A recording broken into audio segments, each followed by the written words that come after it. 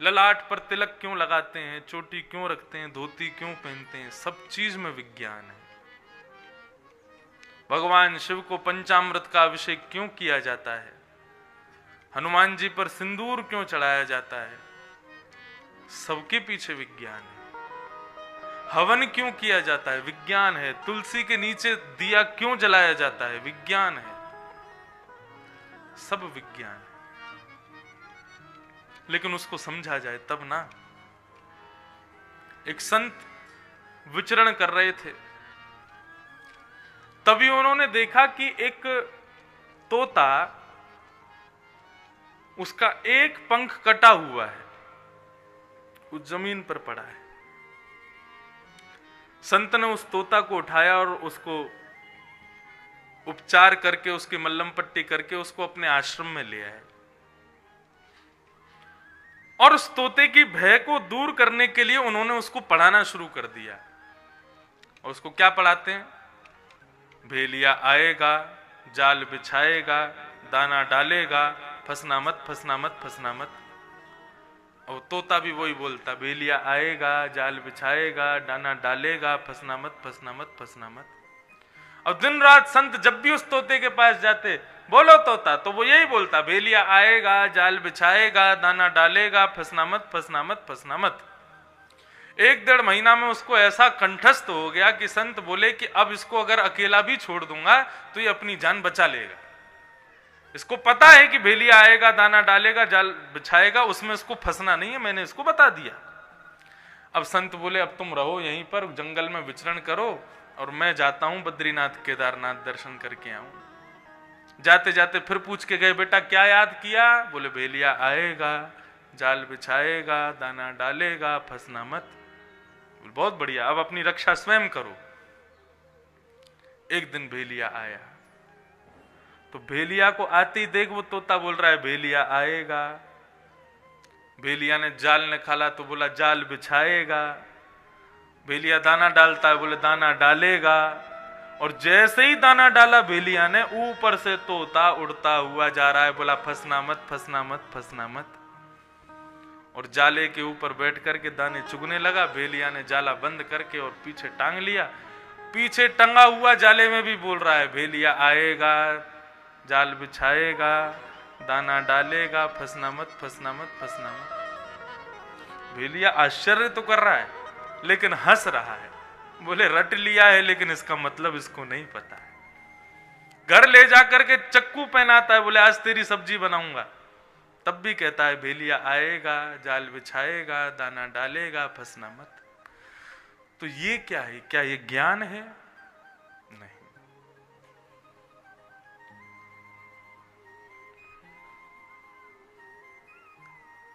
केवल पुराण पढ़ लेना और संपूर्ण श्लोकों को कंठस्थ कर लेना ही ज्ञान नहीं है। उसके सार तत्व को, उसके रहस्य को, उसके सुंदर कथन को जब तक नहीं जानोगे, ये कथा क्या है? कथा सारांश ही तो बताती है। मैं 18,000 श्लोक नहीं बोलूंगा यहां से। 18,000 श्लोकों का पाठ करने के लिए ब्राह्मण देवता बैठे हैं। यहां केवल व्यास सारांश बताने के लिए बैठा है कि हम जो पढ़ रहे हैं, जो सुन रहे हैं, जो कर रहे हैं, वैदिक सनातन धर्म के जो भाव हैं, उनका सार तत्व क्या है, वो बताने के लिए बैठे। यदि किसी को कहो कृष्ण बोलो, राम बोलो, तो राम कृष्ण बोलने मात्र से उद्धार नहीं होगा उसका। जब तक राम कृष्ण के तत्व को नहीं समझेगा तब तक कैसे उद्धार हो जाएगा उसका? इसलिए तत्व को समझने के लिए किशोरी जी ने कहा कि सुख पक्षी को पृथ्वी पर भेजना पड़ेगा। कथा जब तक जीवन में नहीं आएगी तब तक भगवान का नाम गुणानुवाद गाने का कोई फल नहीं मिलेगा। जाओ, जाकर के कथा सुनो। तो सुख पक्षी को जैसे ही वैकुंठ से छोड़ा, वो पृथ्वी में हिमालय पर अमरनाथ जहां भगवान विराजते हैं, वहां उनकी गुफा के पीछे एक अंडे के रूप में आकर के विराजमान हो गया। पार्वती जी और शंकर जी, इन दोनों का प्रसंग आया। नारद जी महाराज एक दिन पार्वती जी के पास आए, आकर के बोले तुम्हारा दाम्पत्य जीवन बढ़िया चल रहा है? बोले बहुत सुखद है। बोले भगवान शिव तुम्हें सब बताते हैं? बोले कुछ नहीं छुपाते मुझसे। तो बोले बताओ उनके गले में मुंडों की माला किसकी है? पार्वती जी बोली ये तो कभी नहीं बताया मुझे। तो वैसे ही प्रेम करते हैं तुम्हें, जब तुमसे ज्यादा मुंडों की माला संग रहती है, तुमको यही नहीं पता किसके मुंडे हैं वो। अब तो पार्वती जी कोपायमान हो गई, क्रोधित हो गई। नारद जी गए, अब शंकर जी दूर बैठे थे, तो जाते जाते प्रणाम करके बोले अम्बा मैया याद कर रही है न, चले जाओ। शंकर जी दौड़ करके गए तो देखे क्रोध में बैठी है। तब शंकर जी ने पूछा क्या बात है, क्यों नाराज? बोले आप हमसे प्रेम करते हैं, लेकिन हमसे ज्यादा जिससे प्रेम करते हैं कभी उसका परिचय नहीं दिया। शंकर जी बोले कौन है तुमसे ज्यादा प्रेमी? बोले मुंडों की माला जो निरंतर आपके कंठ में रहती है, किसके मुंड हैं ये? तब भगवान शिव ने बताया, बोले देवी ये वाला जो है ये सती है, तुम्हारा ही पूर्व अवतार, ये उससे भी पूर्व अवतार, ये उससे भी पूर्व अवतार। हर बार तुम्हारे विविध रूप धारण करके तुम आती हो, तुमसे हमारा ब्याह होता है, हम अमर बन के यहीं रहते हैं, तुमको जाना पड़ता है तो तुम्हारे मुंडों को ही हम माला बना करके पहन लेते। अरे तुम ही हो और कोई नहीं है। तब पार्वती जी ने जिज्ञासा की कि मैं भी नहीं जाना चाहती, आपके साथ निरंतर सर्वदा मुझे भी रहना है। बोले उसके लिए अमर कथा सुननी पड़ेगी। बोले सुनाइए। तो वहीं अमरनाथ, वहां पर भगवान शिव विराजे हैं चट्टान पर, सामने बैठी हैं पार्वती और भगवान शिव वहां कथा सुना रहे हैं भागवत की। आपको पता गोपाल सहस्त्रनाम किसने गाया? भगवान शिव ने गाया। श्री राधा सहस्त्रनाम किसने गाया? राधा कृपा कटाक्ष स्तोत्र किसने गाया? भगवान शिव ने गाया। राधा कृष्ण के स्वरूप के सबसे बड़े उपासक यदि कोई है तो भगवान केदारनाथ है। हमारे ब्रज के अनेक श्री किशोरी जी के, ठाकुर जी के स्तोत्रों की रचना स्वयं शंकर जी ने की है। कथा सुनानी प्रारंभ की, पार्वती जी को बोला देखो हम आंख बंद करके कथा सुनाएंगे, और आपके हमारी तरह नहीं 2 बजे शुरू हुई 5:30 पूरी हो गई, 24 घंटे कथा चलती थी। हम आंख बंद करके सुनाएंगे, तुम उपस्थित होके सुन रही हो ये हमको पता लगे, उसके लिए हर 2 मिनट में ओम ओम ऐसे उच्चारण करती रहना। ठीक है। अब कथा प्रारंभ हुई तो पीछे का अंडा जो था वो फूट गया, उसमें से शुकाचार्य श्री सुखदेव जी बाहर आ गए और वे पीछे व्यासपीठ के बैठ करके आंख बंद करके श्रवण कर रहे हैं संपूर्ण कथा को शंकर जी से। पार्वती जी ओम शब्द का उच्चारण कर रही थीं। 6वें दिन की कथा प्रारंभ हुई और जैसे ही रास पंचाध्यायी कहना शुरू किया और रास की भूमिका में ब्रज की समस्त गोपांगनाएं भगवान के साथ रास विहार कर रही हैं, इस प्रसंग को जैसे ही पार्वती जी ने सुना तो पार्वती जी देहाभिमान से शून्य हो गई। शरीर तो वहीं बैठा था, लेकिन आत्मा से वे भी वृंदावन में गोपियों के स्वरूप के झुंड के मध्य में पहुंच के कृष्ण के साथ रास करने लगे। और स्थिति ये हो गई कि जो ओम शब्द का उच्चारण वो कर रही थी वो बंद हो गया। तो भयभीत होकर के वो सुख पक्षी ने देखा कि अरे ये तो समाधि में चली गई, अब कहीं इनके चक्कर में कथा ना रुक जाए। तो उनके स्वर में उस सुख पक्षी ने ओम कहना शुरू कर दिया। सप्ताह कथा पूरी हुई। सप्ताह कथा पूरी होते ही जय जयकार हुई। जय जयकार की ध्वनि सुन के पार्वती जी के नेत्र खुले और खुलते ही प्रणाम करके बोली रास के बाद क्या हुआ वो स्वरूप सुनाइए ना, रास की महिमा तो अति अद्भुत थी। बोले देवी तुम अभी रास में ही हो, हमारी तो कथा पूरी हो गई। बोले हम तो समाधिस्थ हो गए थे, हम तो रास बिहार में प्रवेश कर गए थे। बोले तुम रास में प्रवेश कर गई थी तो फिर ओम शब्द कौन बोल रहा था?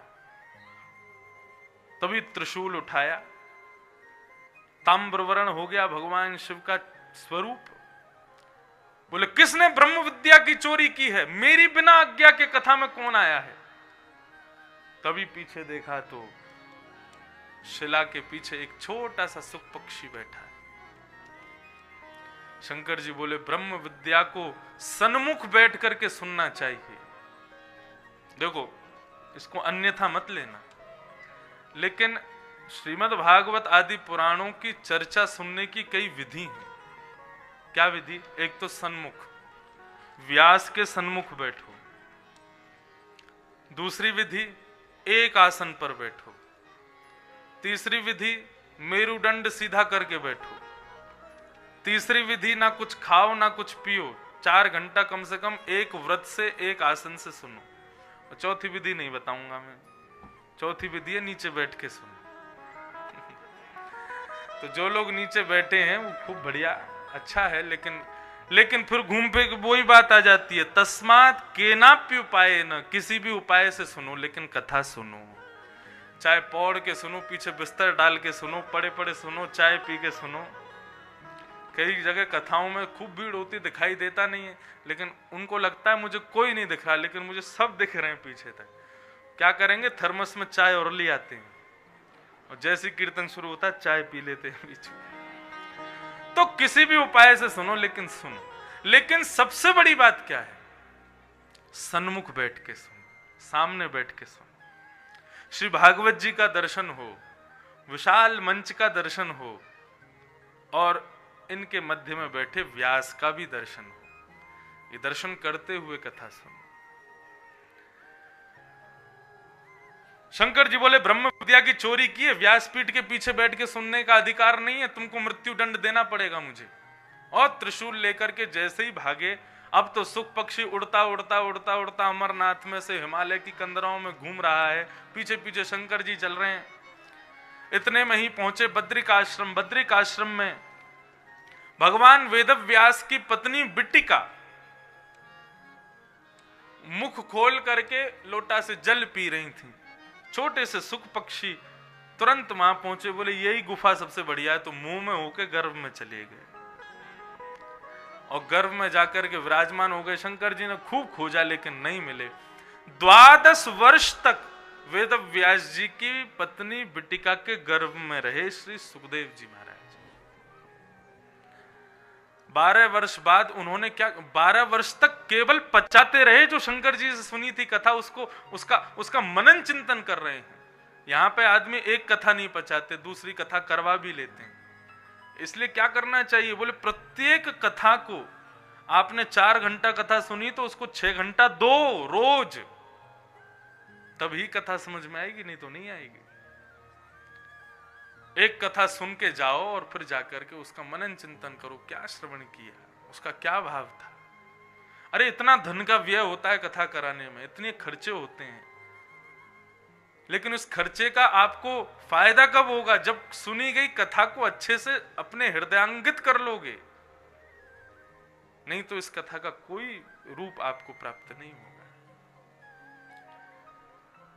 श्री वेदव्यास जी महाराज को जाकर के बिट्टिका ने कहा कि मेरे गर्भ में से मुझको श्लोकों की ध्वनि आती है, ना जाने कौन है भीतर। वेदव्यास जी ने मंत्र दृष्टि से देखा तो अंदर विराजमान सुखदेव जी का उनको दर्शन हुआ।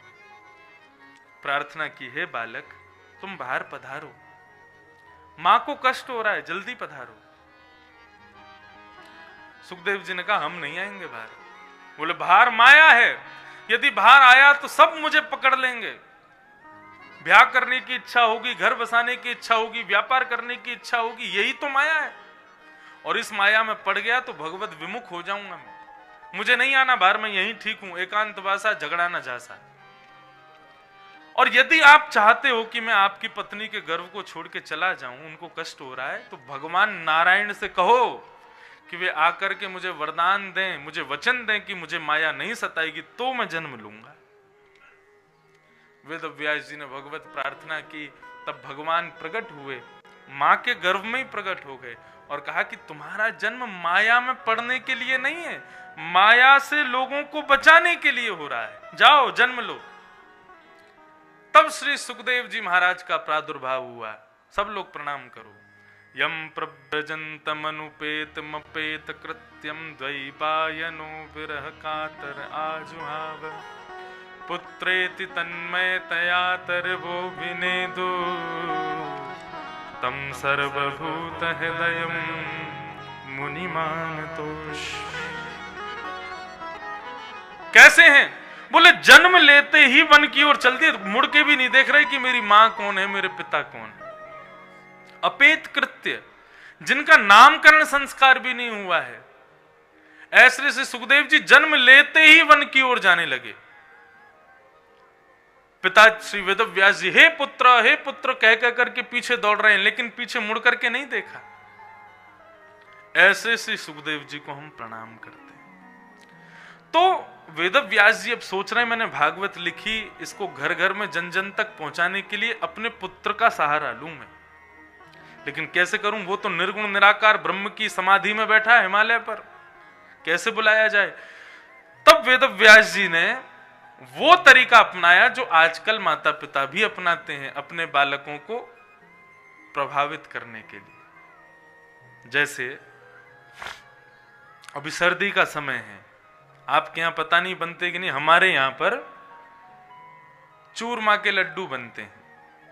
चूरमा के लड्डू बनेंगे, देसी घी के लड्डू बनेंगे। कौन बनाएगी? माँ बनाएंगी, ताई जी बनाएंगी, सब लोग घर में बैठ के बनाती हैं। और सब कुछ बनाने के बाद सबसे पहले वो लड्डू चखाया किसको जाता है? बच्चे को चखाया, इधर आ, इसको चाक के देख कैसा बना है। और जब बालक चाखता है और उसको बढ़िया लगता है तो वो क्या करता है? 2-4 लड्डू लेके भाग जाता है, बोले अब तो मैं पूरे खाऊंगा, मुझे बहुत बढ़िया लगे, रोज खाता है फिर। ठीक उसी प्रकार वेदव्यास जी ने सोचा कि यदि भागवत की कथा अपने पुत्र को पढ़ानी है तो पहले उसको चखानी पड़ेगी,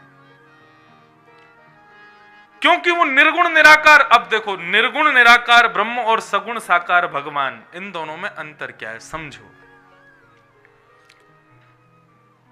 निर्गुण यानी कि जिसमें कोई गुण नहीं है, निराकार यानी कि जिसका कोई आकार नहीं। जैसे कि मेरे और आपके बीच में ये जो वायु घूम रही है, हवा घूम रही है, इसका कोई स्वरूप नहीं है, इसका कोई आकार नहीं है। यही निर्गुण निराकार ब्रह्म है। हम जिससे जी रहे हैं, हम जिस पर जी रहे हैं, जिसकी वजह से जी रहे हैं, उसको कहते हैं निर्गुण निराकार ब्रह्म। वो सब जगह है, everywhere and all the time, हर समय और हर जगह, उसको कहते हैं निर्गुण निराकार। वो भी मेरे बगल में भी बैठे हैं, यहां पर भी बैठे हैं, आगे भी बैठे हैं, पीछे भी बैठे हैं। जित देखूं उतित श्याममयी है, इसको कहते हैं निर्गुण निराकार ब्रह्म। एक प्रकार से और समझो, पानी, जब वो पानी है तो वो निर्गुण निराकार है, उसी को फ्रीजर में रख दो तो वो बर्फ बन गया, वो क्या होगा? बोले सगुण साकार। ठीक उसी प्रकार निर्गुण निराकार ब्रह्म यत्र तत्र सर्वत्र है, लेकिन श्रीमद् भागवत के द्वारा जब भक्ति रूपी फ्रीजर हमारे पास आ जाता है तो हम उस निर्गुण निराकार ब्रह्म को ही सगुण साकार कर देते हैं और उसको प्रकट कर देते हैं। जैसे हमारे वृंदावन में आओ, स्वामी श्री हरिदास जी महाराज ने अपने भजन के बल से, अपने कीर्तन के बल से त्रिभंग ललित श्री बांके बिहारी जी को प्रकट किया। श्री गोपाल भट्ट गोस्वामी जी ने श्री राधा रमन लाल को प्रकट किया। हित हरिवंश महाप्रभु ने श्री राधा वल्लभ लाल जी को प्रकट किया। पुंडलीक ने श्री विट्ठल भगवान को प्रकट किया। इसी प्रकार हम आप सब वैष्णव जन भी जब भक्ति के ओतप्रोत हो जाते हैं तो इस निर्गुण निराकार ब्रह्म से ही सगुण साकार को प्रकट कर देते हैं। अपनी दृष्टि, अपने मनोभाव के अनुसार भगवान को प्रकट करते हैं। तो ये निर्गुण मतलब जिसका कोई रूप नहीं होता। हिमालय पर निर्गुण निराकार का भजन कर रहे थे श्री सुखदेव जी महाराज, तभी श्री वेदव्यास जी ने अपने छोटे छोटे बटुक ब्रह्मचारियों को, जो उनके यहां पढ़ते थे, उनको भागवत जी के वेणु गीत का, भगवान के स्वरूप का एक सुंदर श्लोक याद कराया। बरहा पीडम नटवर वपुः कर्णयो कर्णकारम विभ्रदवासः कनक कपिसं वैजयन्तीं च माला रन्ध्रान् वेणुवधर सुधया पूरयन् गोपवृन्दैः वृन्दारण्यं स्वपदरमणं प्राविशत् गीत कीर्ति। मैंने एक दिन इस श्लोक का भाव बताया था। ठाकुर जी ने मोर मुकुट धारण किया है, 2 कान है लेकिन कुंडल एक ही पहना है, गले में वैजंती माला पहनी है। ठाकुर जी अपने निरावृत चरणों से ब्रजमंडल में प्रवेश कर रहे हैं। इस श्लोक का गान जब बालक करने लगे तो निर्गुण निराकार ब्रह्म का ध्यान धर रहे सुखदेव जी के कानों से जैसे ही ये श्लोक गया तो हृदय में भगवान का बाल स्वरूप प्रकट हो गया और उस स्वरूप को देख करके विचलित हो गए, व्यथित हो गए श्री शुकाचार्य जी और उस गूंजने वाले श्लोक को खोजने लगे, कहां से आ रही है ये ध्वनि। जैसे ही उन बालकों का पता लगा, दौड़ करके सुखदेव जी गए और कहा कि भैया ये श्लोक कहां से सुना रहे हो, कहां से लाए हो, इस श्लोक में दिखने वाला वो नन्हा सा बालक कौन है। बोले नंद नंदन यशोदा नंदन योगेश्वर कृष्ण है। बोले मुझे कहां मिलेंगे, इनके बारे में और जानकारी कहां मिलेगी। बोले हमारे गुरुजी के पास 18,000 श्लोक हैं ऐसे। बोले मुझे भी ले चलो अपने गुरु के पास। जैसे ही सुखदेव जी को लेकर के आए, ब्रह्म नदी के तट पर उस आश्रम को देखा, सुखदेव जी नृत्य करने लगे। बोले ये तो मेरे पिता हैं, अरे मैंने इनके स्वरूप को नहीं जाना, मुझे इनसे मांगना नहीं पड़ेगा, मैं पुत्र हूं, मुझे तो इनकी संपत्ति का अधिकार है, अब मुझे भागवत प्राप्त होगी। तब श्री शुकाचार्य जी वेदव्यास जी के पास आए और उन्होंने संपूर्ण भागवत का ज्ञान प्राप्त किया। और वही सुखदेव जी संपूर्ण भागवत का अध्ययन करने के बाद एक प्यासे को वही भागवत पिलाने जाते हैं। गंगा के तट पर एक प्यासा बैठा है, जिसकी प्यास गंगा जल से नहीं बुझ सकती, उसको पिलाने के लिए श्री सुखदेव जी पहुंचे। कौन है वो प्यासा? परीक्षित। सौनकादि ऋषियों ने कहा सूत जी ये परीक्षित कौन है? सुखदेव जी के बारे में तो आपने बताया, अब परीक्षित के बारे में बताओ। तब यहां से महाभारत की कथा शुरू होती है। बहुत ध्यान से सुनिएगा।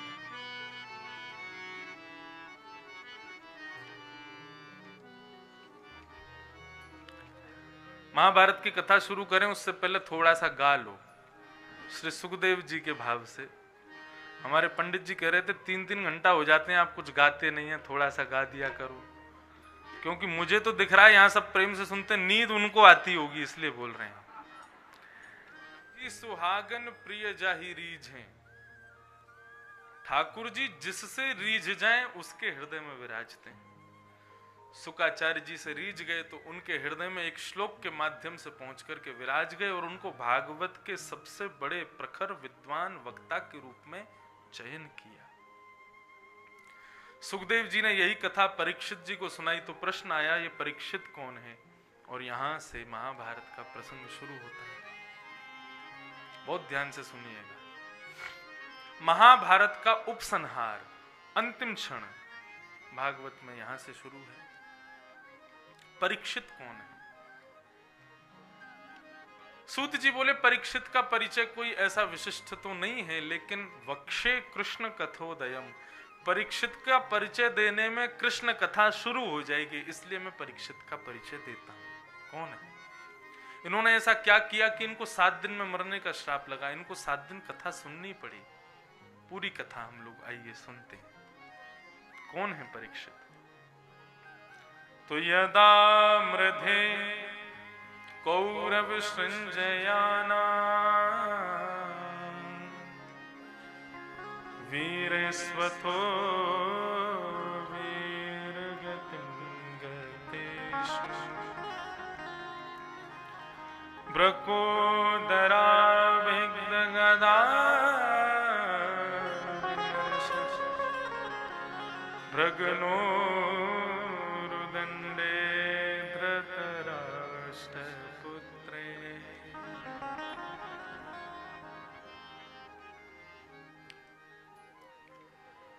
महाभारत का युद्ध अपने अंतिम स्थिति में चल रहा है।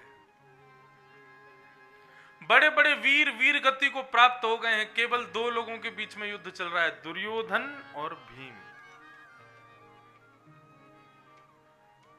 सब लोग अपनी आंखों की पलकें खोल के बैठे हैं, कौन जीतेगा कौन जीतेगा, किसके पक्ष में युद्ध जाएगा। भीम अपनी प्रचंड गदा को घुमा घुमा करके मारता है, लेकिन दुर्योधन पर उसका कोई विशेष प्रभाव नहीं पड़ता। तभी भीम भगवान की ओर देखता है और जैसे ही भगवान की ओर देखता है तो भगवान उसको इशारा करते हैं जंघा पर प्रहार कर। और जैसे ही भगवान के इस इशारे को देखता है, एक दाव खेल करके ऐसी प्रचंड गदा को घुमाता है कि दुर्योधन की जंघा पर प्रहार होता है और जंघा के टूटते ही महाभारत का युद्ध पांडवों के पक्ष। एक बात बड़े ध्यान से सुनिएगा। श्रीमद् भागवत के 21 स्कंद में एक प्रसंग आता है और वो प्रसंग हम लोगों को बहुत कुछ सिखाएगा, इसलिए मैं उसको अभी कह रहा हूं। ये भीम ने भगवान की ओर देखा, ये प्रक्रिया वहीं से प्रारंभ हुई थी।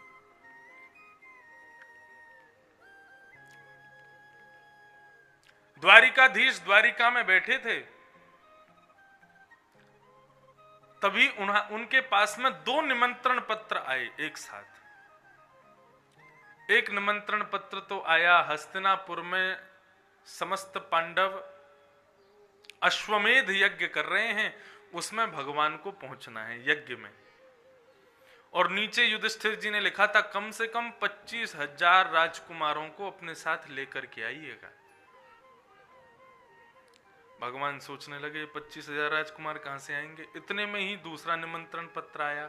ये एक महामंत्री लेकर के आया कि मगध नरेश बिहार के राजा जरासंध, यानी कि आपके मामा के ससुर जी, भगवान के मामा कंस के ससुर जी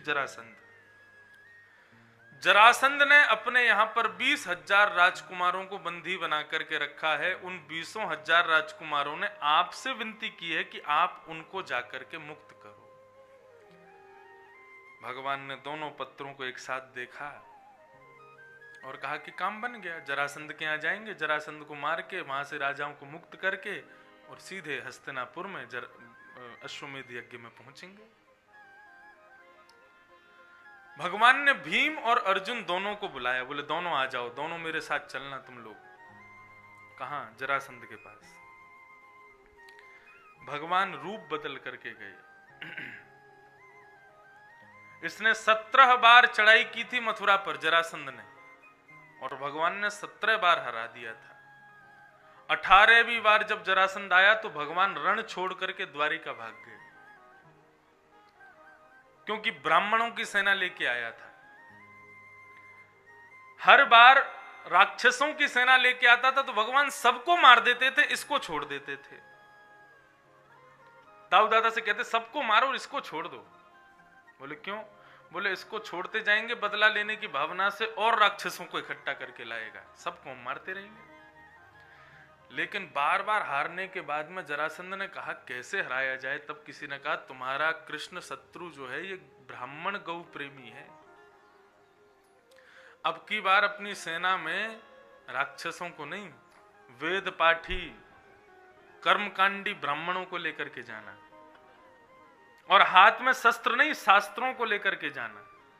फिर देखना तुम्हारा कृष्ण लड़ने की जगह भाग जाएगा। ठीक है, अब तो भगवान सुबह सुबह तैयार हो गए, जरासंध सेना लेकर के आ रहा है। तभी भगवान ने देखा अरे राम ये कौन आए? बड़ी बड़ी चोटियों वाले ब्राह्मण, धोती पहने, बगलबंदी पहने, भगवान को अति प्रिय ब्राह्मण, हाथों में वेद शास्त्रों को लेकर के खड़े हैं, रुदन कर रहे हैं प्रभु हमारी रक्षा करो। क्यों? बोले इसने कहा है यदि मैं इस बार हार गया तो इसकी जो सेना हर बार युद्ध में आती थी वो हम सबके घर पर हमारे बालकों और पत्नियों के ऊपर तलवार लेके खड़े, यदि इस बार जरासंध हारा तो सबको मार देगा। भगवान बोले और जीतने के लिए क्या कहा? बोले जीत गया तो हमको इतना धन देगा कि हमको कहीं जाने की जरूरत नहीं। भगवान बोले ठीक है। तो युद्ध तो क्या, युद्ध मैदान में खड़े खड़े ठाकुर जी ने बलराम जी का हाथ पकड़ा और एक पर्वत पर चढ़ करके वहां से छलांग मार करके रण छोड़ के भाग गए। लड़े ही नहीं, युद्ध ही नहीं किया। इसलिए आज भी आप लोग द्वारिका जाएंगे तो द्वारिका में आज भी कीर्तन किया जाता है, द्वारिका मां कौन छे? तब कहेंगे राजा रण छोड़ छे। कौन राजा? बोले रण छोड़ राजा बैठा है यहां पर। ये जरासंध की वजह से रण छोड़ बने थे।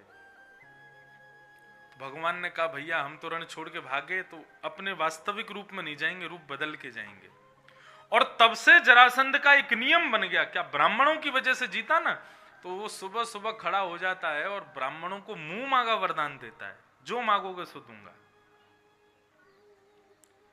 उन्हीं ब्राह्मणों की कतार में भगवान कृष्ण, भीम और अर्जुन, ये तीनों भी ब्राह्मण बन करके गए।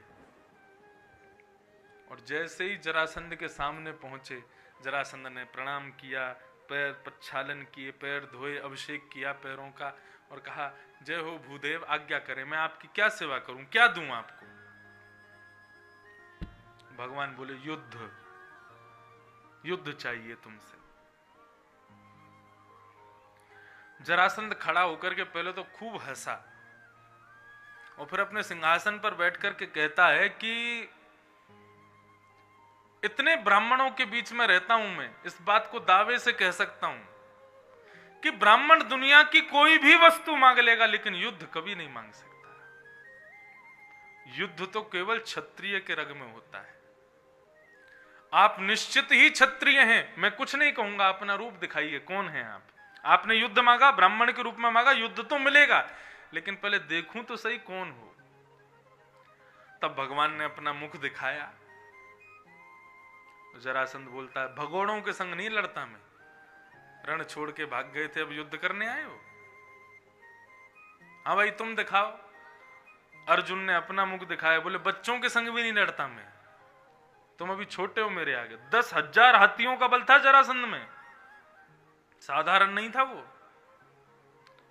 अब अकेला बचा भीम। भीम के हाथ पांव कांपे। भगवान बोले, घबरा मत, तू मुख दिखा। जैसे ही भीम ने अपना रूप दिखाया, बोले, हाँ इससे करूंगा मैं युद्ध। भीम बोला, ये होलिका का सीताफल में ही बन गया। भगवान बोले, चिंता क्यों करता है, मैं हूं ना तेरे साथ। अब तो महाराज उसने कह दिया कि रात्रि होते ही तुम लोग मेरे मेहमान हो, तुम्हारी खूब खातिरदारी करूंगा, लेकिन सूर्य उदय होते ही तुम लोग मेरे शत्रु हो। रात्रि में खूब 56 भोग पवाए, सब बढ़िया से हो गया, रणभूमि तैयार हो गई। अकेला भीम और जरासंध दोनों का युद्ध होगा। प्रातःकाल सूर्य उदय हुआ, भगवान ने भीम को उठाया, भीम जल्दी उठो, नहा धो के तैयार हो जाओ, युद्ध करने जाना है। भीम युद्ध करने के लिए पहुंचा। भीम में भी कम बल नहीं था, अद्भुत बलशाली था भीम। भीम अपने पूरी शक्तियों का, बल का प्रयोग करते हुए मुष्टिक बना करके जैसे ही प्रहार करता, जरासंध खड़ा ही रहता, उस पर कोई असर नहीं। और जरासंध केवल अपने एक पंजे का प्रहार करता, भीम को 2 पटक लग जाती वहीं पे। फिर उठता, फिर लड़ता, जरासंध उठा उठा के फेंकता उसको, पूरे दिन पीटता भीम को। और भगवान और अर्जुन एक कोने में बैठे, कभी केला खा रहे हैं, कभी रसगुल्ला खा रहे हैं, कभी आनंद ले रहे हैं। रात्रि में भीम बेचारा अपने मल्लम पट्टी करता हुआ, अपने सिकाई करता हुआ बैठा रहता। भगवान और अर्जुन दोनों पूरे दिन पा ही रहे हैं, कुछ ना कुछ खाते ही जा रहे हैं। बोला, मैं इतना पिट रहा हूं और तुम लोगों को यहाँ भोजन मिल रहा है, बढ़िया 56 भोग खा रहे हो, अरे मेरे पे तो ध्यान दो थोड़ा। तब भगवान ने उसको कहा, भीम तू युद्ध तो करता है, लेकिन अपने उस युद्ध के मध्य में कभी भी मेरी ओर दृष्टि नहीं डालता।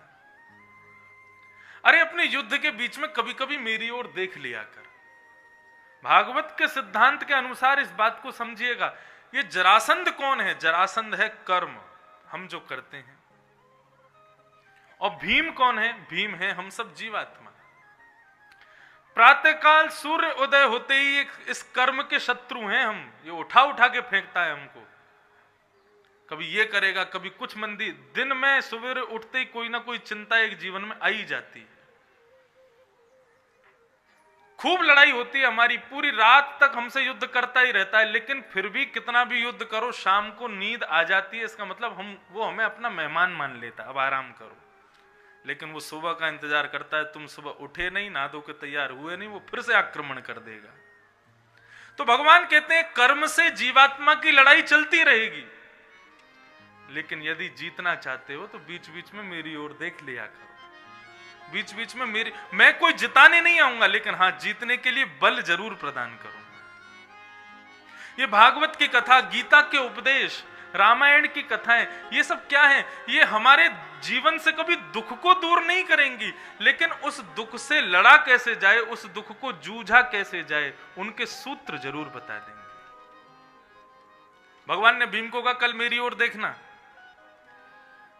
तब युद्ध करना। वो ठीक है। अब दूसरे दिन लड़ाई शुरू हुई। महाराज भीम ने फिर जरासंध ने उठा उठा के फेंकना शुरू किया, तो भीम ने भगवान की ओर देखा। जैसे ही भगवान की ओर देखा तो भगवान ने एक वहां पत्ता था, उस पत्ते को तोड़ के बीच से अलग कर दिया। भीम समझ गया, बोले कि इसको तो भैया बीच से चीरना पड़ेगा, भगवान आज्ञा कर रहे हैं।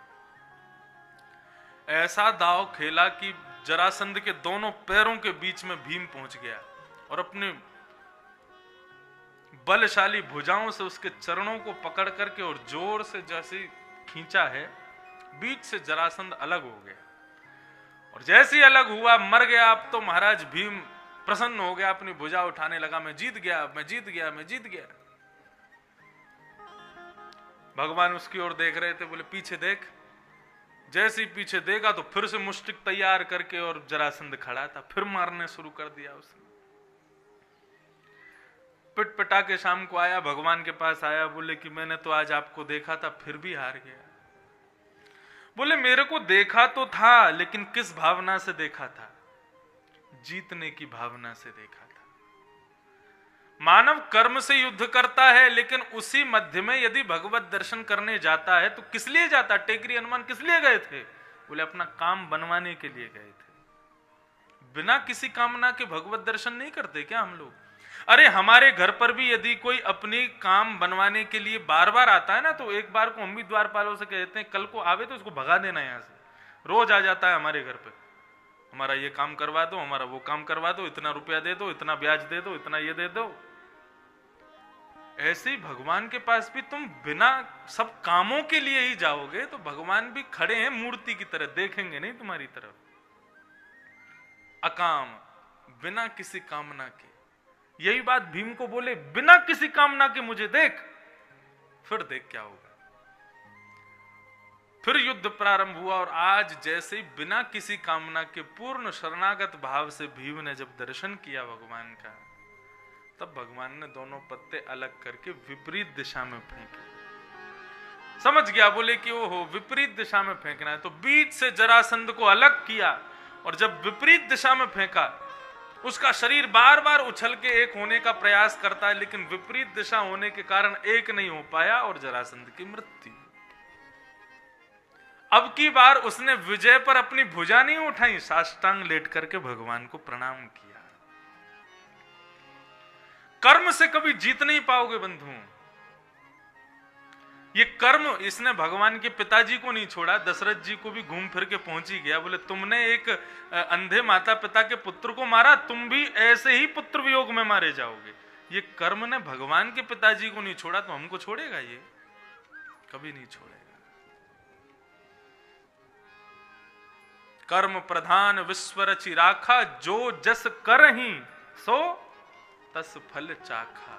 चखना पड़ेगा तुमको, तो क्या करो? बोले केवल भगवत स्मरण करो। तो भगवत स्मृति क्या है? कृष्ण स्मृति सर्व विपद विमोक्षणम। सारी विपत्तियां तो आएंगी, लेकिन उन विपत्तियों की जो पीड़ा है उससे मुक्ति मिलती है कृष्ण का स्मरण करने से, भगवत सन्निधि पाने से। श्री गांधी जी अपने जीवन चरित्र में लिखते हैं कि जब भी उनके दिमाग में भयंकर टेंशन होती थी तो वो क्या करते थे? बोले एकांत में बैठ करके और गीता जी को, ऐसा नहीं शुरू से, कहीं से भी गीता को खोल देते थे, जो पन्ना खुल जाए उसी को पढ़ते थे। और यही नियम है गीता का। गीता का अनुष्ठान वेद पाठ अगर आप लोगों ने संकल्प से किया है तो बात अलग है, बाकी गीता कैसी होनी चाहिए उसको साथ ही रखो। कभी भी कहीं जा रहे हो, खाली बैठे हो, गीता को कहीं से भी खोल के पढ़ना शुरू कर दो। गीता का दूसरा नियम क्या है? दूसरा नियम यह है कि जहां पर भी भगवान कहते हैं हे अर्जुन, हे धनंजय, हे पार्थ, वहां से धनंजय, अर्जुन, पार्थ तीनों हटा दो। मेरा नाम इंद्रेश, हे इंद्रेश तुम ऐसा करो, तुम ऐसा करो, तुम ऐसा करो। तीसरा नियम गीता का, परिस्थिति अर्जुन की क्या है कि उसको युद्ध नहीं करना है। वो कह रहा है कि ये सब मेरे अपने, मैं इनको नहीं मारूंगा, ऐसे ही हम सबके जीवन में भी महाभारत चल रही है। हम भी किसी ना किसी परिस्थिति से जूझ रहे हैं। अपनी परिस्थिति को केंद्र में रख के गीता को कहीं से भी खोल के पार्थ की जगह अपना नाम बोल करके आप गीता को पढ़ेंगे तो आपको लगेगा कृष्ण आपको सुझाव बता रहे हैं क्या करना चाहिए। ऐसी है गीता।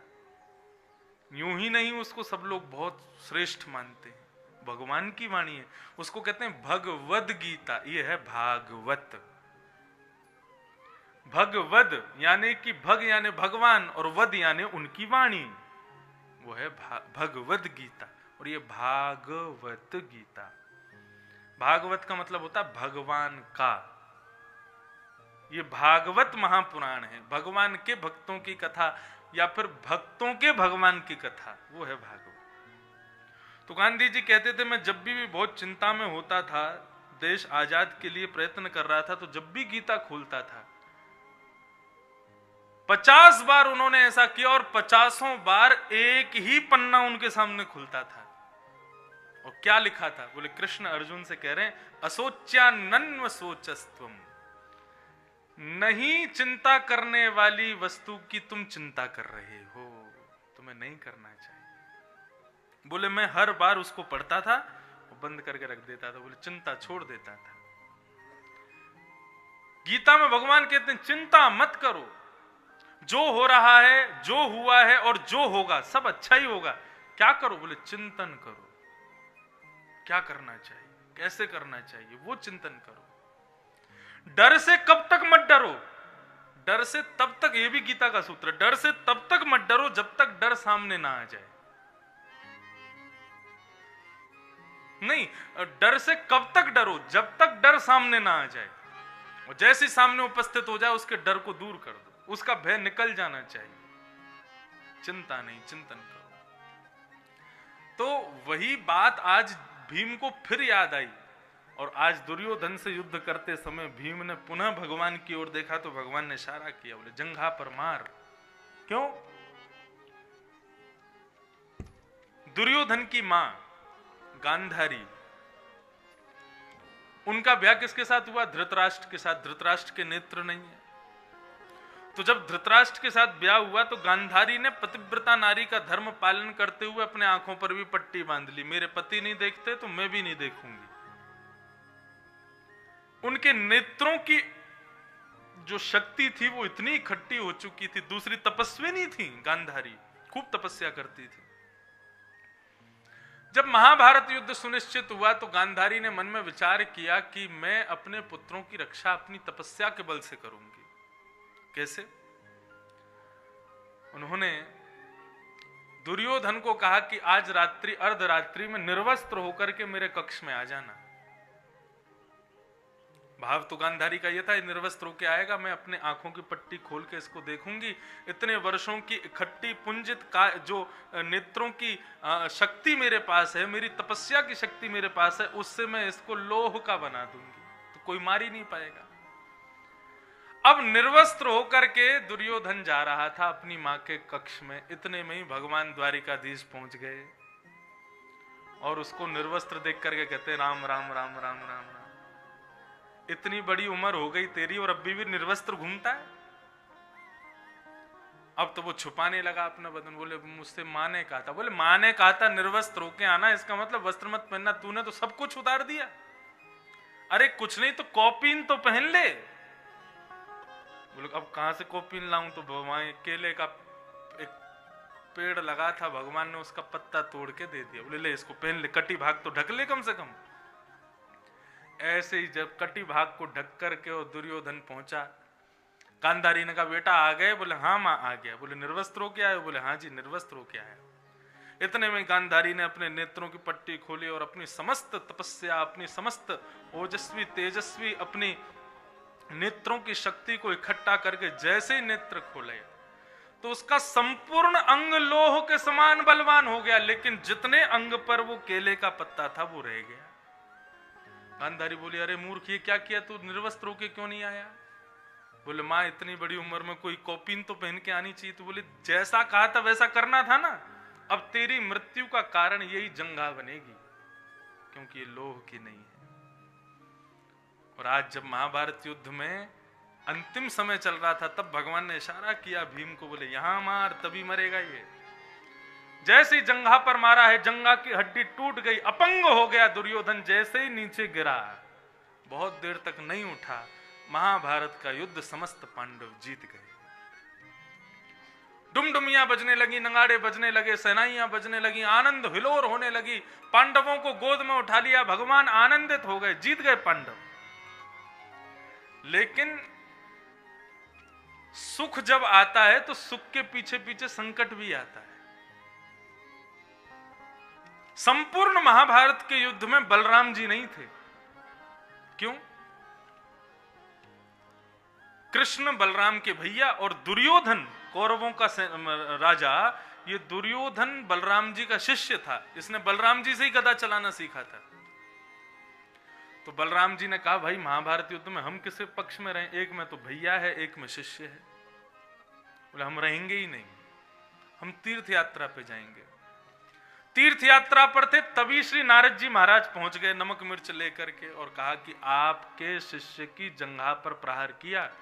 धर्म युद्ध में नाभि छिद्र से नीचे प्रहार करना वर्जित है, और आपके ही भैया की आज्ञा से महाभारत युद्ध में भीम ने दुर्योधन की जंघा पर प्रहार कर दिया, आपके रहते हुए।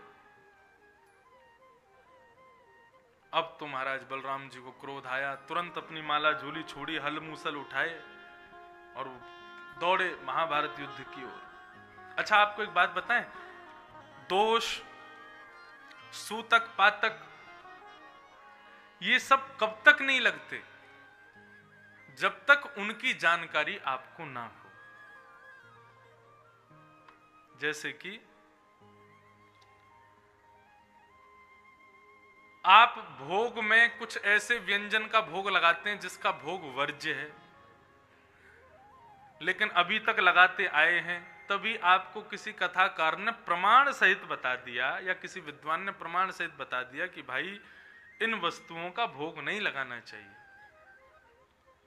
तो उसके बाद लोग क्या करते हैं? भयभीत हो जाते हैं, अरे राम हमसे पाप हो गया। आज तक नहीं, अभी तक आपको अज्ञात थे तो उसका, उस क्रिया का पाप नहीं लगेगा। लेकिन सावधानी से सुनना, अब ज्ञात हो गए हो, अब के बाद यदि किया तो पहले जितनी बार किया था उन सब का भी पाप बन के एक संग लगेगा। फिर ऐसे ही यदि कोई विदेश में कोई व्यक्ति है और उसके परिवार में किसी व्यक्ति की मृत्यु हो जाए और वो किसी धर्मानुष्ठान में बैठा है दूर, तो धर्मानुष्ठान में आपको बैठने का अधिकार नहीं है जब सूतक लग जाते हैं तो। लेकिन यदि उसको पता नहीं चले कि मेरे घर में कोई घटना हो गई है, कोई सूतक का कोई क्रम आ गया है और वो अनुष्ठान में बैठा है, तो वो अनुष्ठान खंडित नहीं होगा जब तक उसको पता नहीं चलेगा। ऐसा हुआ है, एक बार हम विदेश में कहीं कथा कर रहे थे तो परिवार में एक बड़े बुजुर्ग वयोवृद्ध चले गए, तो सूतक लगे, तो मुझे किसी ने बताया ही नहीं, वहां कथा चलती रही। जब मैं लौट करके वापस दिल्ली एयरपोर्ट पहुंचा तब मुझे बताया गया ऐसे ऐसे हुआ। मैंने कहा तो मुझे बताया क्यों नहीं, मैं कथा छोड़ के आता। तब पिताजी ने श्लोक सहित समाधान करके ये बात मुझे बताई कि दोष, पाप, सूतक, पातक, सोवर ये कब तक नहीं लगते? बोले जब तक आपको उसके बारे में पता ना हो। तो वैसे ही बलराम जी सोच रहे थे भाई मुझको नहीं पता चलता कि दुर्योधन को इस प्रकार मारा जा रहा है तो कोई बात नहीं थी, लेकिन अब बता दिया और अब अगर जाकर के मैंने स्टैंड नहीं लिया, अब अगर जाकर के मैंने कुछ नहीं किया तो मुझे दोष लगेगा। ये धर्म के विरुद्ध कार्य हुआ है। अब यहां पर सब उत्सव मना रहे थे जीतने का, इतने में ही महाराज पृथ्वी हिलने लगी, भूकंप आने लगा। समस्त पांडव भगवान की शरण में आए, बोले कृष्ण क्या हो रहा है, क्या हो रहा है, ये क्या हो रहा है? बोले जरूर कोई दिव्य ऋषि बहुत क्रोधित हुए हैं।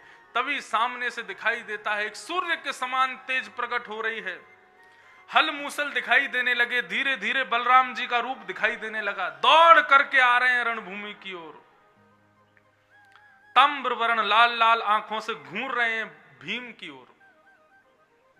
भीम शरण में गया, बोले प्रभु मेरी रक्षा करो, इनसे कैसे बचूं मैं? भगवान बोले तू बैठ, अब मैं जाता हूं।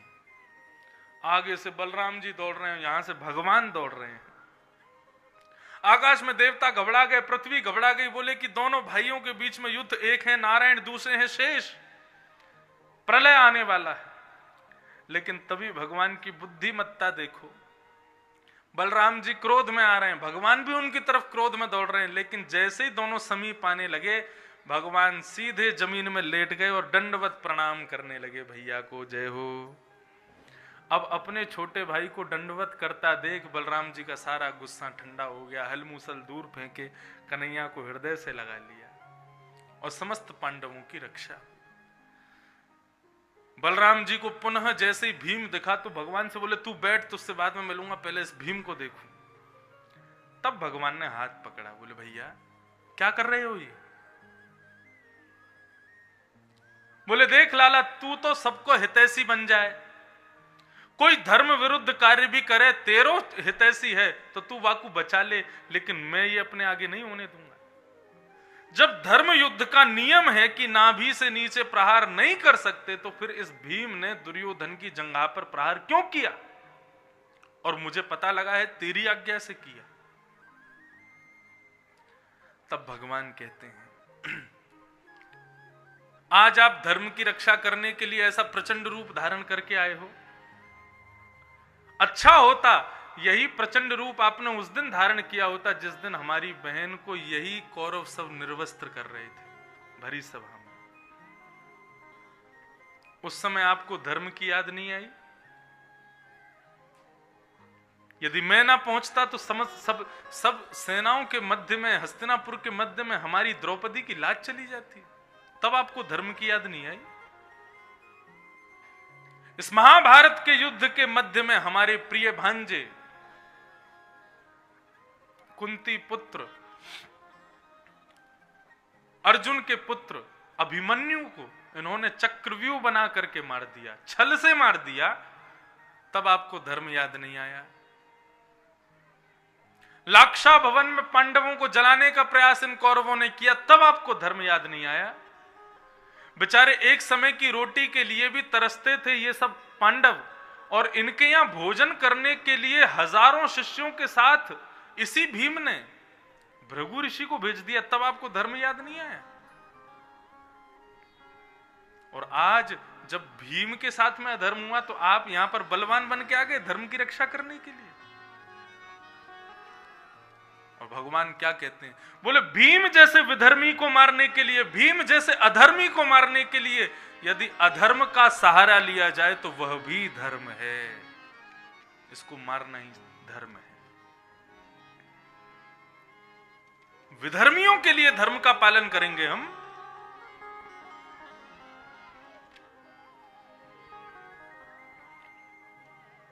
भगवान की उस बात को सुनकर के श्री बलराम जी महाराज के नेत्र सजल हो गए और क्षमा मांगने लगे, क्षमा करो। सब बात पूरी हुई। भगवान समस्त पांडवों को लेकर के वापस आ गए। पूरे हस्तिनापुर को सजाया जा रहा था, कल राज्याभिषेक होगा। रणभूमि में अभी भी अपंग होकर के पड़ा है कौन? दुर्योधन। मरा नहीं है अभी। इतने में ही गुरुपुत्र अश्वत्थामा गए और जाकर के कहा कि दुर्योधन मुझे आज्ञा करो, मैं क्या करूं? बोले आज्ञा एक ही है, पांचों को मार दो। बोले कैसे मारूं? जिस प्रकार इन्होंने अधर्म से मुझे मारा है, तुम भी सोते हुए पांचों को मार दो। अधर्म से ही मार दो, विधर्म से ही मार दो। सोते हुए 5 पांडवों को मारने की इच्छा अश्वत्थामा के हृदय में प्रकट हुई। इसके पीछे भी एक कथा है। क्या कथा है? बोले दुर्योधन ने कहा कि 5 को अधर्म से मार दो। तब अश्वत्थामा एक वृक्ष के नीचे लेटा था। उस वृक्ष के ऊपर कोयल का घोंसला था, कौवे और कोयल के बच्चे सोए थे। इतने में ही अश्वत्थामा क्या देखता है? एक उल्लू आता है और उल्लू आकर के उन सोते हुए बालकों को मार देता है और मार करके भाग जाता है, और कौवा और उसके कोयल दोनों रोने लगते हैं। अश्वत्थामा तब कहता है हाँ ये प्रक्रिया ठीक है, ये जागते हुए पांडवों को तो नहीं मार सकते हम, क्योंकि कृष्ण भी साथ रहते हैं। सोते हुए तो ये सब अलग अलग शिविर में सोते हैं, सोते हुए इनको मार सकता हूं मैं। उल्लू का सबसे बड़ा शत्रु होता है कौवा। वो आज भी जहां उल्लू बहुत ज्यादा होते हैं वहां कौवा नहीं मिलेंगे। क्यों? बचपन में पंचतंत्र की कथा पढ़ते थे, चाचा चौधरी की कथा, पंचतंत्र की कथा, उनमें ही कथा आती थी। पक्षियों का राजा कौन है? पक्षियों का राजा है गरुण, भगवान का वाहन। अनेक वर्षों तक गरुण जी वाहन राजा रहे पक्षियों के, लेकिन एक दिन पक्षियों ने आपस में मीटिंग की, बोले हमारा राजा बहुत व्यस्त रहता है, हमको कभी समय ही नहीं देता, वो 24 घंटा भगवान के पास रहता है, क्या करें? बोले राजा बदल दो। बोले किसको राजा बनाए? बोले आज तक तो राजा हमारा नारायण का वाहन था, अब राजा बनाओ लक्ष्मी के वाहन को। लक्ष्मी का वाहन कौन? उल्लू। बोलो उसी को अपना राजा बनाओ। जैसे ही लक्ष्मी को वाहन को उल्लू बनाने की प्रस्ताव रखा, सबने राजी कर दिया। अब तो महाराज तीर्थों का जल मंगाया गया, कुओं का जल मंगाया गया, बढ़िया व्यवस्था की जा रही है। क्यों? राज्याभिषेक होगा किसका? बोले उल्लू का। तो पक्षियों की श्रेणी में सबसे पिछड़े पक्षी होते हैं कौवा, इनको कोई नहीं सुनता। तो जैसे ही राज्याभिषेक शुरू होने वाला था तो सारे कौवे कहने लगे, बोले महाराज हमारी कोई सुनेगा तो नहीं, लेकिन हमको भी अपनी बात कहने का अधिकार है, पक्षी तो हम भी हैं। बोले हाँ बोलो। बोले हम ऐसा मानते हैं कि राजा जो है वो नेत्रहीन नहीं होना चाहिए, अंधा राजा नहीं होना चाहिए। बोले कहां है अंधा? आंख तो होती है उल्लू के। बोले नहीं, इसको सवेरे दिखाई नहीं देता, जब हम लोगों को दिखेगा तब इसको नहीं दिखेगा, और जब हम लोगों को दिखना बंद होगा तब इसको दिखेगा।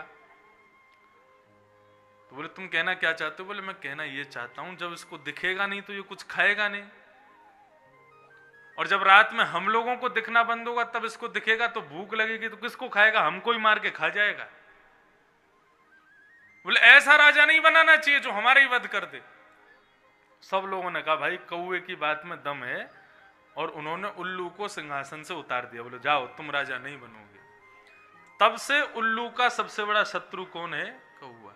बोले इसने मुझको राजा नहीं बनने दिया। तो अश्वत्थामा ने सीख लिया, सोते हुए पांडवों को मार सकता हूं। सोते हुए पांडवों के शिविर में गया, लेकिन जाको राखे साइया मार सके ना कोई, बाल ना बाका कर सके जो जगबैरी होए। भगवान को पता चला जैसे ही कि अश्वत्थामा आने वाला है, तुरंत पांचों पांडवों को वहां से किसी प्रलोभन से उठा करके भगवान अपने साथ ले गए। लेकिन द्रौपदी के 5 पुत्र सोए थे। अश्वत्थामा ने जाकर के उन 5 का सर धड़ से अलग कर दिया, अंधेरे के कारण दिखाई नहीं दिया। उन 5 के सर को एक वस्त्र में बांध करके और दुर्योधन को दिखाने ले गए। दुर्योधन के सामने जाकर के 5 के सर दिखाए। जैसे ही प्रकाश करके देखा दुर्योधन ने, तो समझ गया, बोले कि अरे ये 5 पांडव नहीं है, द्रौपदी के 5 पुत्र हैं। ये तूने क्या कर दिया अश्वत्थामा? तेने तो पूरा हमारा वंश ही नष्ट कर दिया। प्रातःकाल का समय हुआ, शिविर से खून की रक्त की धार बह रही है, और द्रुपद सुधा बैठ करके रुदन कर रही है। अर्जुन प्रतिज्ञा ले रहे हैं, द्रौपदी तू रो मत, मैं वचन देता हूं जिसने भी हमारे इन 5 पुत्रों को मारा है उसको जीवित नहीं छोड़ूंगा मैं। भगवान के रथ पर आरूढ़ होकर के सीधे अश्वत्थामा के शिविर की ओर जाने लगे। अश्वत्थामा, कृतवर्मा यही तो बचे थे। अश्वत्थामा की ओर जाने लगे तो अश्वत्थामा को लगा शायद इनको पता चल गया है मैंने मारा है 5 को, तो वो भी अपने रथ में बैठ करके दौड़ने लगा, और आगे जाकर के उसने अर्जुन की ओर ब्रह्मास्त्र छोड़ दिया। ब्रह्मास्त्र को अपनी ओर आते देख भगवान की शरण गया अर्जुन को भगवान ने आदेश किया, बोले घबरा मत, तू भी ब्रह्मास्त्र छोड़। दोनों ब्रह्मास्त्र आपस में टकराए, शांत हो गए। दौड़ करके अर्जुन ने उसके रथ को पकड़ लिया, अश्वत्थामा के केश पकड़ करके नीचे उतार लिया, उसके हाथों को अपने रथ के चक्के से बांध दिया और घसीटते हुए ले जा रहा है हस्तिनापुर। जैसे ही द्रौपदी ने देखा कि गुरुपुत्र अश्वत्थामा रुदन करने लगी और क्या कह रही है, तथा हतम पशुवत् पाशवद्ध मवाङ्मुखं कर्मजुगुप्सितेन निरेक्ष्य कृष्णापकृतं गुरुसुतं वामस्वभावा कृपयाननाम च। मुच्यताम मुच्यतामेष ब्राह्मणो नितराम गुरु। अर्जुन इसको छोड़ दो, ये ब्राह्मण है और ब्राह्मण हमारा गुरु होता है, ये गुरुपुत्र है और ब्राह्मण है, इसको मत मारो। अर्जुन कहता है तुम कैसी बात कर रही हो, तुम्हारे 5 पुत्रों को इसने मार दिया और तुम कह रहे हो उसको छोड़ दो। द्रौपदी कहती है मैं अनुभव से बोल रही हूं। कैसा अनुभव? बोले पुत्रों के मरने का जो कष्ट होता है उसके अनुभव से बोल रही हूं। यदि इसको मार दोगे तो इसकी मां को भी वही पीड़ा होगी जो मुझे हो रही है। मुझे जो पीड़ा हो रही है वो मैं क्यों किसी और मां को दूं? इसको मत मारो। अर्जुन कहने लगा मैं तो नहीं छोड़ूंगा। तो बोले ठीक है इसको मार दो, लेकिन शर्त है अर्जुन, इसको मारने के बाद मेरे 5 पुत्र जीवित हो जाने चाहिए। क्या होंगे? नहीं हो पाएंगे। तो फिर क्यों मार रहे हो? मत मारो। ब्रह्म हत्या का दोष अपने ऊपर मत लो, इसको छोड़ दो। सबसे पूछा अर्जुन ने, सबने पृथक पृथक बातें कही। अंत में भगवान से पूछा तो भगवान ने तो विचित्र ही उत्तर दिया। भगवान क्या कह रहे हैं? अर्जुन, कुंती तुम्हारी, वो द्रौपदी तुम्हारी पत्नी है, इसकी बात तुमको माननी चाहिए। लेकिन भीम कह रहे हैं कि तूने छोड़ दिया तो वो मार देगा, तो उसकी बात भी मानो। युधिष्ठिर तुम्हारे बड़े भैया हैं, उन्होंने मना किया है मत मारो, तो उनकी बात मानो। लेकिन प्रजा कह रही है मारो मारो मारो, तो प्रजा की बात का भी मान तो रखना चाहिए। और मुझसे यदि पूछ रहे हो तो भैया मैं यही कहूंगा, ब्राह्मण कैसा भी क्यों ना हो उसको मारना नहीं चाहिए, और बालकों को मारने वाला कोई भी क्यों ना हो उसको छोड़ना नहीं चाहिए। और अंत में क्या कहते हैं? तुमने भी तो प्रतिज्ञा ली है कि तुम जीवित नहीं छोड़ोगे। क्षत्रिय अपनी प्रतिज्ञा को पूरा नहीं करता तो 2000 वर्ष के लिए नरक जाना पड़ता है। अब कर लो जो तुम्हारे मन में आवे। अर्जुन बोला आधा पागल मैं पहले से ही था, पूरा पागल आप कर दोगे मेरे को। ये कोई निर्णय होता है? मार भी दो, छोड़ भी दो, छोड़ भी दो, मार भी दो। ये कोई निर्णय नहीं है। बंधुओं देखो, एक बात बिल्कुल सावधानी से सुनना, सब लोग इधर देखो। भगवान जब भी बोलते हैं तो उनकी बात आप चाहे गीता में पढ़ोगे चाहे, वो हमेशा पहेली जैसी बोलते हैं। भगवान सीधी बात कभी नहीं बोलते, सदैव एक उलझन जैसी छोड़ेंगे। अब सुलझाने का काम तुम्हारा। जिसके ऊपर गुरु कृपा होगी, जिसके ऊपर संत कृपा होगी, जिसके ऊपर सत्संग की कृपा होगी, वो भगवान की बात को 2 क्षण में समझ जाएगा क्या कह रहे हैं। भगवान की इस पूरी वार्ता को सुनकर के अर्जुन ने थोड़ी देर मौन धारण किया और समझ विचार करके उसने सीधी प्रतिक्रिया की है। कैसी प्रतिक्रिया? बोले भगवान कह रहे हैं ब्राह्मणों का हत्यारा कोई भी क्यों ना, बालकों का हत्यारा कोई भी क्यों ना हो उसको छोड़ना नहीं चाहिए। ब्राह्मण कोई भी क्यों ना हो उसको मारना नहीं चाहिए। मार भी दूं छोड़ भी दूं, इसका तात्पर्य क्या है? ओहो, भगवान कहना चाहते हैं यदि कोई प्रतिष्ठित व्यक्ति है, ब्राह्मण है, और यदि वो अपने द्वारा ऐसा धृष्ट कार्य करता है, बालकों की हत्या जैसा गलत काम करता है, तो क्या करो? बोले भरी सभा में उसका अपमान कर दो। ये अपमान मृत्यु से भी बड़ा दंड है। कलंक ये काग से भी काला है।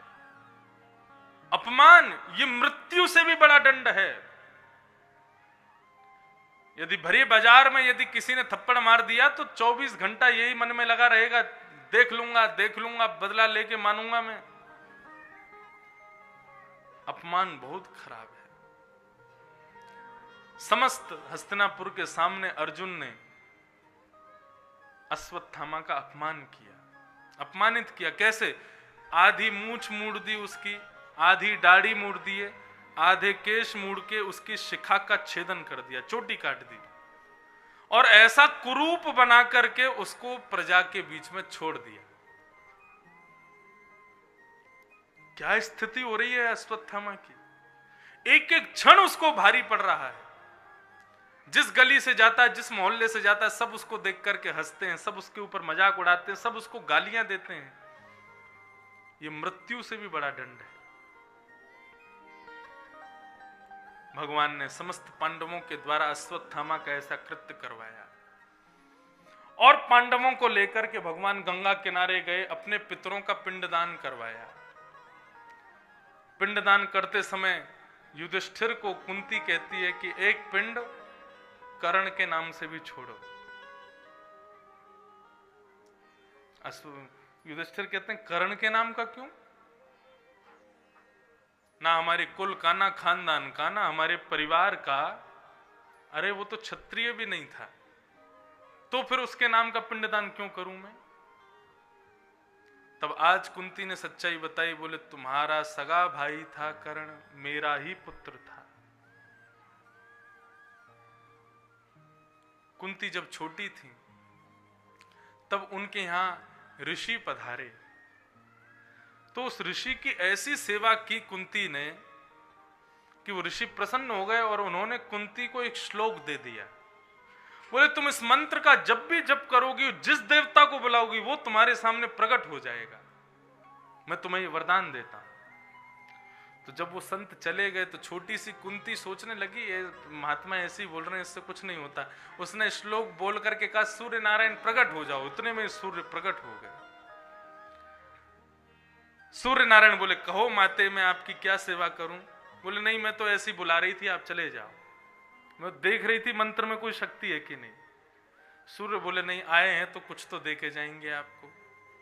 क्या दे के जाओगे? तभी सूर्य ने अपने समान तेजवान पुत्र कर्ण मैया को दे दिया। बोले आपका पुत्र है। लोक लाज के डर के कारण समाज क्या कहेगा? नन्ही सी बालिका और इसके गोद में बालक किसका है, किसको बताऊंगी मैं? लता पत्रों में लपेट करके एक डलिया में बिछा करके पुत्र को और उन्होंने यमुना में प्रवाहित कर दिया। वही राधे नाम की एक कन्या ने उस बालक को देखा जिनके कोई संतान नहीं था, वो भी यमुना रोज स्नान करते थे, हमें कोई संतान हो जाए।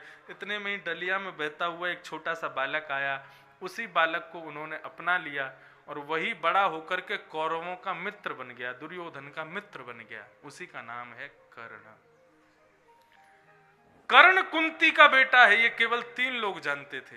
कर्ण खुद जानता था, कुंती जानती थी और भगवान कृष्ण जानते थे। लेकिन फिर भी बताया क्यों नहीं गया, उसके पीछे बहुत बड़ी कथा है। ये सहस्त्र बाहु सहस्त्र कवच नाम का एक राक्षस था पहले, वो नाम मुझे याद नहीं आ रहा, लेकिन इसके पास सहस्त्र कवच थे। और किनके साथ युद्ध कर रहा था? बद्रीनाथ में नर नारायण, यानी अर्जुन और कृष्ण ही नर नारायण हैं बद्रीनाथ में, उनके साथ इसका युद्ध चल रहा था। सूर्य भगवान ने इसको 1000 कवच दिए थे, बोले जब तक ये 1000 कवच हैं तुम्हारी मृत्यु नहीं होगी। जैसे ही 1000 कवच कट जाएंगे, मतलब 1000 बार मर जाओगे, तब तुम्हारी मृत्यु होगी। तो 999 बार नर और नारायण ने उसके 999 कवचों को काट दिया।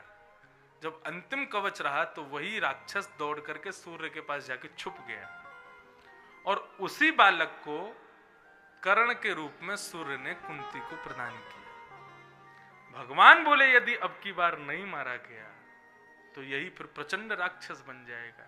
इसलिए भगवान ने किसी को नहीं बताया कि कुंती का बेटा है। और महाभारत युद्ध में विपक्ष में होकर के उसकी मृत्यु हुई है। उसका अंतिम कवच स्वयं इंद्र ने आकर के मांगा। दानवीर था, ब्राह्मण कुछ भी मांग ले तो दे देता था। इंद्र ब्राह्मण का रूप धारण करके आया और बीच रणभूमि में आ गया। आकर के कहता कर्ण हमको दान दो। बोले क्या चाहिए बताओ। सारथी पकड़ रहा है पैर कर्ण के, बोले कि रणभूमि में किसी को दान नहीं देना महाराज, मना कर दूं, मैं नहीं दूंगा। कर्ण के नेत्रों से अश्रुधार बहने लगती है। अपने सारथी को कर्ण कहते हैं, बोले तू किससे बचा रहा है मुझको? इन पांडवों से? अरे इन पांडवों को तो मैं एक ही बाण में मार दूंगा। लेकिन पांडवों से तो तू बचा लेगा, लेकिन अर्जुन के सारथी के रूप में साक्षात देव बैठे हैं, भगवान बैठे हैं, उनके कोप से मुझे कैसे बचाएगा? मेरी मृत्यु सुनिश्चित है, कब तक बचता रहूंगा मैं? तुरंत अपने कुंडल और कवच फाड़ करके कर्ण इंद्र को दे देता है और उसी के बाद कर्ण की मृत्यु हो जाती है। बहुत बृहद चरित्र है कर्ण का। उसने अपने जीवन में 5 अग्नियों को तापा है। समय मिलेगा तो मैं एक दिन कथा में कहूंगा कर्ण की पंचाग्नि, एक बहुत बड़े लेखक ने लिखी है, उसके संपूर्ण जीवन चरित्र के बारे में। कर्ण के नाम से पिंडदान कर देना, यह बात जैसे ही द्रौपदी युधिष्ठिर ने सुनी, मेरा भाई था कर्ण? बोले हाँ। खूब रोए। बोले मां तूने यदि बता दिया होता तो आज हमारा 6वां भाई कर्ण भी हमारे साथ होता। मैं जब जब रणभूमि में कर्ण को देखता था तो उसको देख करके मेरे को आपकी स्मृति होती थी कि कर्ण की शक्ल मां कुंती से क्यों मिलती है। मुझे आज पता चला वो हमारा सगा भाई था। अब श्राप तो नहीं कहेंगे, लेकिन हां, युधिष्ठिर ने समस्त माताएं बहनों को एक वरदान दे दिया। क्या? कि आपके गले में गलकंठिका नहीं हुआ करेगी, जिसके कारण आप अपने हृदय की गंभीर से गंभीर बात को भी छुपा नहीं पाओगे, किसी से तो जाके कहना ही पड़ेगा। यदि युधिष्ठिर ने ऐसा वरदान माताओं को नहीं दिया होता तो कब का प्रलय आ जाता पृथ्वी पर। बड़े बड़े घर के गंभीर विषय को भी माताएं नहीं तो अपने घुट घुट के, पुरुष अपने भीतर रख सकते हैं बात को। संपूर्ण जीवन 100 वर्ष तक ऐसा भी हो सकता है कि पुरुष कोई बात को ना कहे, लेकिन मां अपने अंदर नहीं रख सकती, उसको कहना ही पड़ेगा। किसी ना किसी से बोलेगी तभी उसका हृदय शांत होगा, नहीं तो नहीं होगा। चाहे बहन से कहे, बेटी से कहे, मित्र से कहे, रात में पति से कह दे, घर के नौकर से कह दे, किसी से भी कह दे, कहेगी जरूर। और कह के ये जरूर कह दे कि मैंने तुमको बता दिया, तुम किसी को मत बताना। तो मेरे हिसाब से तो ये वरदान है माताओं को, वो कुछ नहीं छुपा पाती।